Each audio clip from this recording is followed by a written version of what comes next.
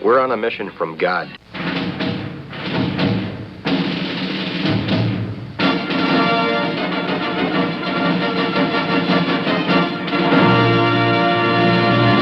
And now for something completely different.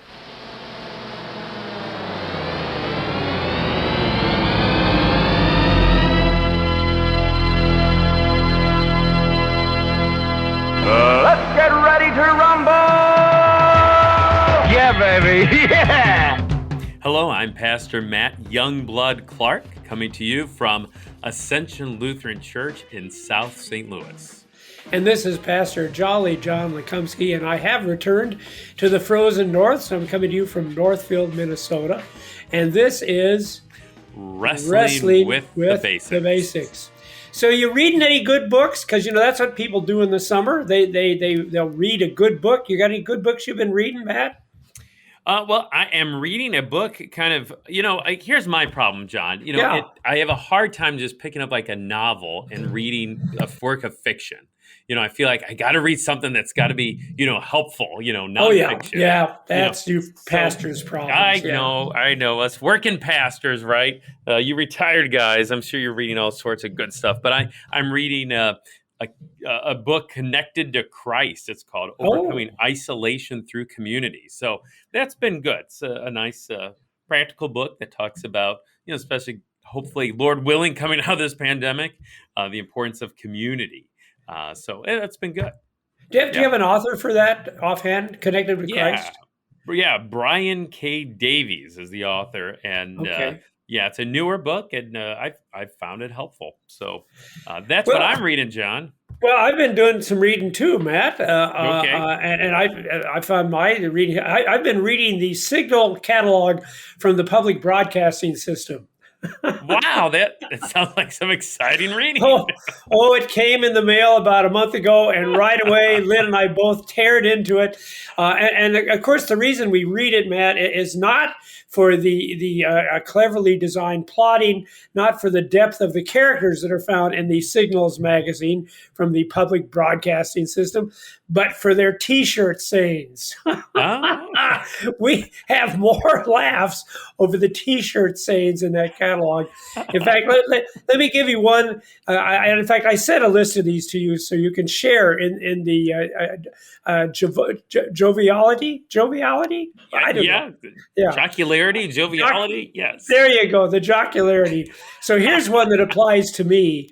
It's weird being the same age as old people. It just sort of happens, doesn't it? It does. It's weird being the same age as old. Yeah. So did you see anything that struck you? I like this one. Yeah, so I like this one. Ever notice how many towns are named after their water towers? I like that. I know. How ironic. It is amazing, isn't it? Everywhere, yeah. Let's see. I've got one here. So sometimes I talk to myself. Then we both laugh and laugh and laugh. you got another? Yeah. So I can relate to this one as a husband. 90% of being married is yelling, "What?" from other rooms. And you know what? True. That's exactly what I was going to say. That's just pretty much marriage life is. What? What are you saying there? Okay. Well, I think that's enough of the T-shirt sayings for now. We can save the rest for later. There's some good ones. Yeah. Hopefully I'll share some more next week. I like it. So anyway, Matt, we're talking about the armor of God, and we've been doing that on and off, and we're back to it today. And you said you wanted to do just a little bit of review, and I want to say something about this whole belt of truth. So let's start with that, and then we'll move on to some more armor. Good. What do you want to say, Matt? Well, why don't we just read the text itself? You mind, from Ephesians chapter 6, just to sort of refresh people's memory what we're even talking about when we're talking about the armor of God. This is from Paul's letter to the church in Ephesus. And in chapter 6, he talks about the armor of God, putting it on in defense against Satan. against that enemy. So Yeah, John, I mean, and Matt, I'm glad you said that, because that's the big point that you begin yes. with, that this is the enemy. It's not just these earthly things we have to wrestle with, but the really big enemy is the schemes of the devil, as he says in Yeah. verse 11. So Yeah. where do you want me to pick up? Yeah. Why don't we read chapter 6 and let's just read verses 13 through 15. Okay, so here's the armor. Therefore, take up the whole armor of God, that you may be able to withstand in the evil day, and having done all, to stand firm. Stand firm, therefore, having fastened on the belt of truth, and having put on the breastplate of righteousness, and as shoes for your feet, having put on the readiness given by the gospel of peace.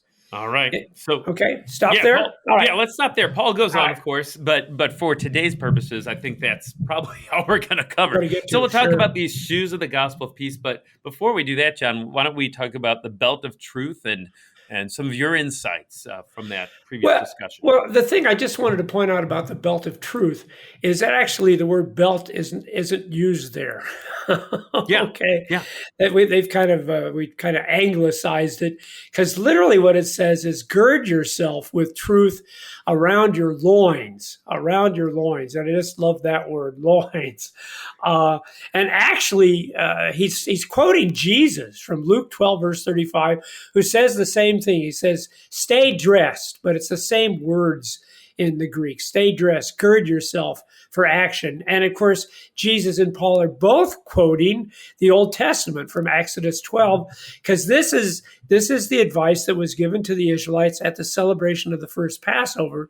He said, "In this manner you shall eat it, with your belt fastened." But again, they're inserting the word belt there, because literally it would have said, again, girding yourself. That's what you need to do. So so here I'm giving a contemporary translation, and I'm not sure whether this is really good or not, but I think basically Paul, Jesus, Moses is saying, get your pants on. Yeah, fair enough. That's the point. Be ready. Be prepared. Be ready. Yeah. Get your pants on, because especially now in these days of COVID, when we've been able to work from home, sometimes we didn't bother to put on pants. True enough. Yeah. But you can't do that anymore, people. Now you got to get out there in the real world. So gird yourself, get ready for action. And I wanted to ask you, because I couldn't come to any conclusion, but you've been doing this. Is there any significance to the fact that Paul adds the detail about girding ourselves around the loins? Now, Jesus doesn't say that, and Moses doesn't say that, but Paul adds that detail. Yeah, the one commentary I was reading suggests, and this is kind of clever, I guess, that's again, the one we're girding ourselves against, being ready against, is Satan. And one commentator suggested Satan likes to hit below the belt. So he kind of takes a sucker punch, right? You know, he doesn't play fair. In other words, he hits below the belt. So gird your loins, be ready, protect yourself, because Satan is a dirty enemy. Oh, I like that, Matt. I'm glad I asked that question, because that does fit perfectly. Because that obviously is the image, because then you got the breastplate of righteousness.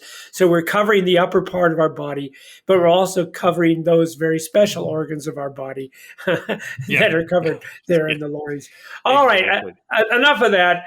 So now we've got our loins covered. We've got our breastplate on, and now we're adding shoes. Is that what you said? Shoes. Now we're going to shoes, and I think big deal, Paul. The loins, those are important. The breastplate, that covers the vital organs, but shoes. Why are we worried about shoes?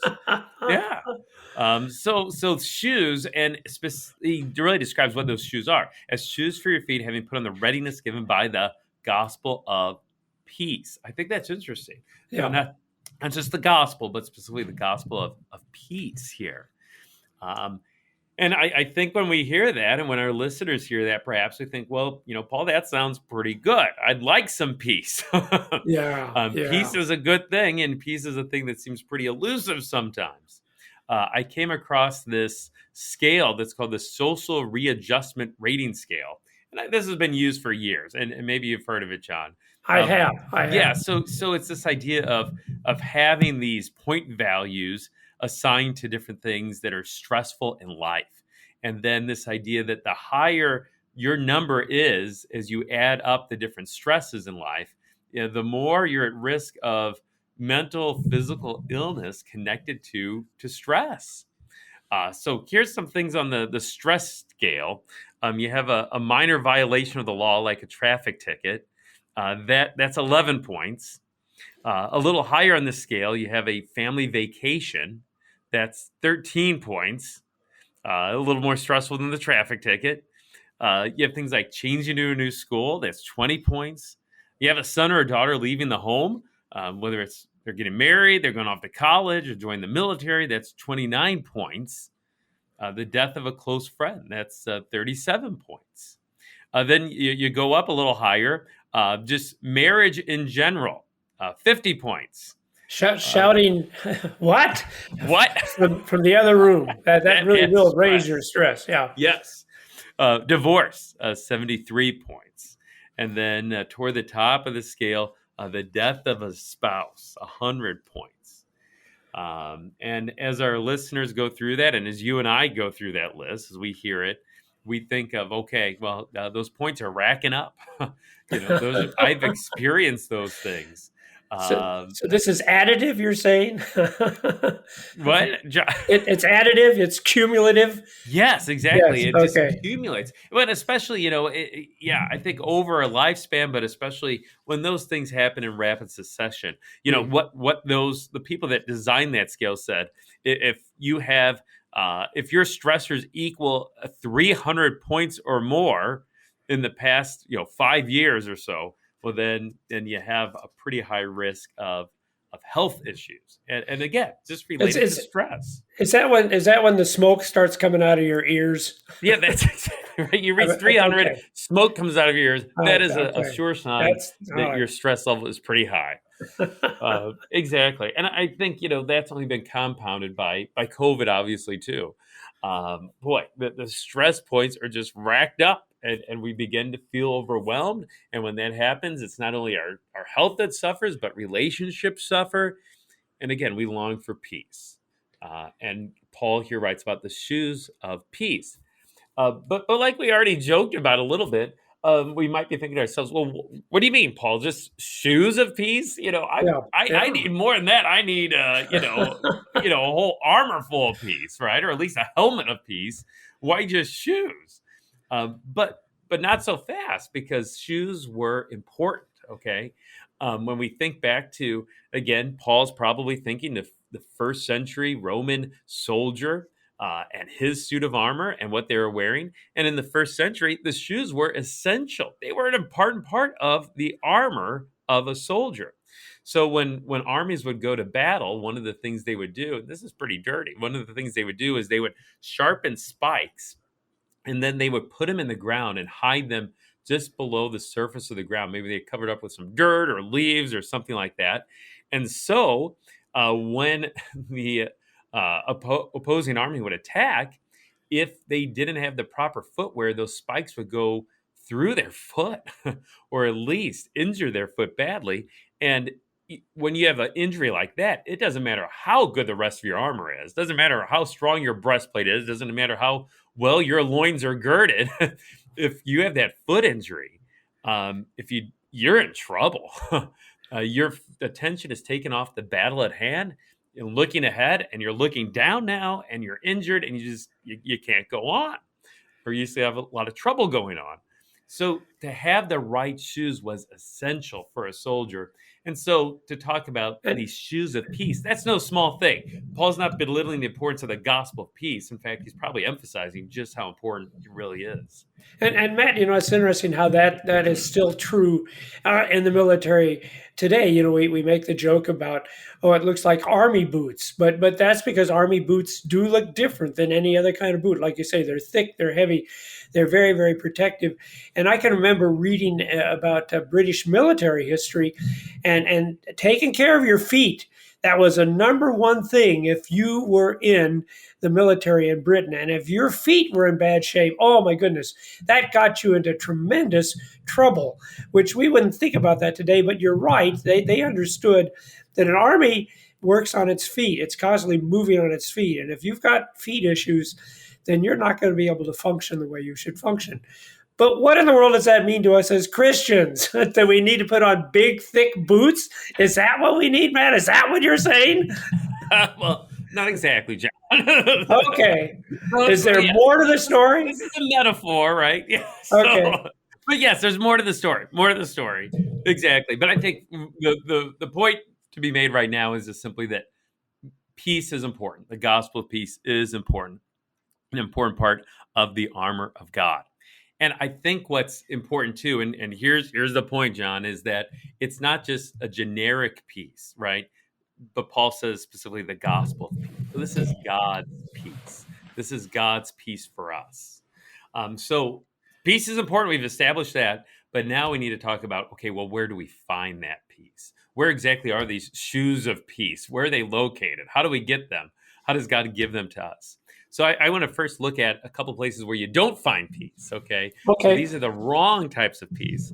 So the one wrong type of peace is the world's peace. You know, the world's peace. We think of the world, and when the Bible speaks of the world, so oftentimes it's that sinful, fallen, imperfect world. And the world's version of peace, the definition, I think, is based in large part upon our circumstances. Right. Our circumstances, right? So if our numbers on our stress scale are pretty low, okay, if we're below 300, then we have peace. When life is manageable, when things are stress-free, when it feels like, we've pretty much got things under control, we're taking the right measures to make sure those numbers are low, well, then we've got peace. But there's a couple of problems with that. One of the problems is life is rarely manageable. Life is rarely low on the stress scale. Stress is high for a lot of people. I was going to say, let me give you a practical example of that, because please do. We were joking with each other earlier about the fact that every day is a day of vacation for me now that I'm retired, and I would think then I would have more peace, but no, it doesn't work that way at all. We broke the windshield on our car, so we had that replaced. Our garage door doesn't work the way it should, so we've had a garage guy to come and he's having trouble fixing it. We had electrical outlets that didn't work on the house up here in Northfield. We went home to see everybody for a week for birthdays, found out that our roof is leaking, and so now we're trying to get a roofer to come around and take care of that. So you're right. If you're going to look for peace in this world, you're just not going to find it. Even in retirement, when you should be at peace, there are just any number of nuisances that come up. And those are actually just some of the minor things that we're wrestling with right now. Yeah. So the stress numbers are adding up, John. I was adding them up while you were listening to those things. And that's exactly it. Our circumstances change. And they're out of our control. That's the thing, too. The roof is out of your control. The outlet's out of your control. Cracked windshield. So if we think that we're going to control our level of peace, guess again. But yet that's what this world tries to sell us, is that we're in control. We can manage our stress. We can control whether or not we're at peace. We've just got to find the right method, the right way, the right plan, and we're going to be stress-free. Well, no, we're not. And we certainly won't be at peace. And Matt, it strikes me that's the devil giving us the low blow. Because he does. He comes and says, "Oh yeah, this world has a lot of problems, but I've got a solution for you." But no, he doesn't. He doesn't. That's the problem. None of the worldly solutions help. Exactly. They make the peace. They take away the peace. They don't add to the peace. Yep. They take it away. And speaking of Satan, I think another trick of his and another false sense of peace is Satan tries to get us to misuse the gifts of God in order to find peace. Just a few examples. Alcohol. Well, that's a gift from God, right? That's not a bad thing. But yet Satan, he tempts us to abuse that alcohol, to misuse that gift to find peace. Things like lust, okay? Love and finding delight in our spouse. That's a good thing from God too. But then, Satan tries to tempt us to misuse that and that counterfeit peace, that lust. And the list just goes on. Binge eating, things like that, trying to find some kind of peace from misusing food, a gift from God. and it goes on and on and on and on. So Satan tries to trick us into thinking that we can find peace then in misusing God's good gifts in this world. And again, that is not where peace is found. So where is peace found? Okay, That's just what I was thinking, Matt. All right, so tell me all the things that I can't find peace in. Yeah. So let's go to God's word. That's a good place to go. So let's go to John chapter 14, and let's read verses 25 through 27. And just to set the scene there, the stress level of Jesus' disciples is through the roof probably right now. Their points are racking up. They've been with Jesus for a while now. And Jesus has just told them that he's going away. He's told them you that say what? You're doing what? That's exactly what the disciples are saying. He tells them he's going to die and suffer, but even more, he's going to go away. And they're thinking, well, wait a second. We've given up all we have to follow this guy. He's going away. What's happening here? They don't understand fully what Jesus is telling them. And then Jesus has these words of peace in John. So John 14, verses 25 through 27. Jesus speaking, "These things I have spoken to you while I am still with you. But the Helper, the Holy Spirit, whom the Father will send in my name, he will teach you all things and bring to your remembrance all that I have said to you. Peace I leave with you. My peace I give to you. Not as the world gives do I give to you. Let not your hearts be troubled, neither let them be afraid." Yeah, isn't that beautiful? So peace. Yeah, and this peace that passes understanding, the peace that Jesus gives, it's different from the world's. And Jesus is specific about that. I do not give to you as the world gives. In other words, Jesus' peace isn't dependent upon us and our circumstances. Jesus' peace isn't dependent upon our misuse of God's good gifts. Jesus' peace is a gift. It's a gift. He says, I give it to you. And because of that, let not your hearts be troubled. Don't let them be afraid. That's where our peace is. And what a relief that we don't have to create that peace, but Jesus gives it to us. Another verse that comes to mind is Ephesians 2. I'll just read that quickly. Now in Christ Jesus, you who once were far off have been brought near by the blood of Christ, for he himself is our peace. Jesus is our peace. So he's peace in the flesh, peace incarnate. He is the definition of peace, if you're looking for peace in this world. And brought near by the blood of Christ. I love that too. Paul talks about that. And of course, Christ's blood shed on the cross. So that's where peace is found. The gospel of peace, the good news of Jesus Christ. He himself is our peace. That's where it's found. And you know what I think is neat is Paul will also list all of the stresses he had. I'm sure smoke came out of his ears more than once.